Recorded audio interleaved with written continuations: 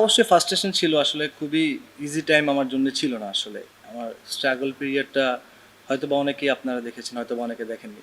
So ওই জায়গা থেকে আমি সবসময় মানে ধৈর্য ধরার চেষ্টা করেছি এবং আমি আমার কাজগুলা করার চেষ্টা করেছি। এইটা মাথার মধ্যে ছিল যে একটা অপরচুনিটি যখন আসবে সেই অপরচুনিটিটা যেন আমি ভালোভাবে নিতে পারি। সো মাশাআল্লাহ মানে যতটুকু না চাইছি আল্লাহ তাআলা তার থেকে অনেক বেশি দিছে। না এরকম না আসলে আমার কাছে মানে আমি লাস্ট কয়েকটা বছর ধরে মানে ডোমেস্টিকে যেভাবে করে খেলতেছিলাম, এই বিশ্বাসটা ছিল যে এটা কন্টিনিউ করতে পারলে একটা না একটা টাইমে আমার অপরচুনিটি আসবে। আমি আবার এই কথাতে চলে আসি আসলে ডোমেস্টিক ক্রিকেট আমি এভাবে করেই খেলার চেষ্টা করতেছিলাম। সো মানে এখনকার ক্রিকেট যদি আমরা দেখি সব কিছু মিলে সিচুয়েশন বা স্ট্রাইক রেটের কথা যদি আসে, ওই জিনিসটা সবসময় মাথায় কাজ করতো যখন ডোমেস্টিকে খেলতাম।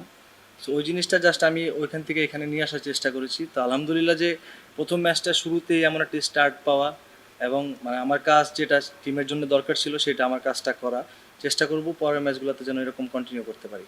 না বললাম কষ্ট তো ছিলই আসলে ব্যাক অফ দ্য মাইন্ডে এটা কাজ করতেছিল যে যদি কন্টিনিউ পারফর্ম করতে থাকি অপরচুনিটি একটা টাইম পরে হয়তো বা আসতে পারে।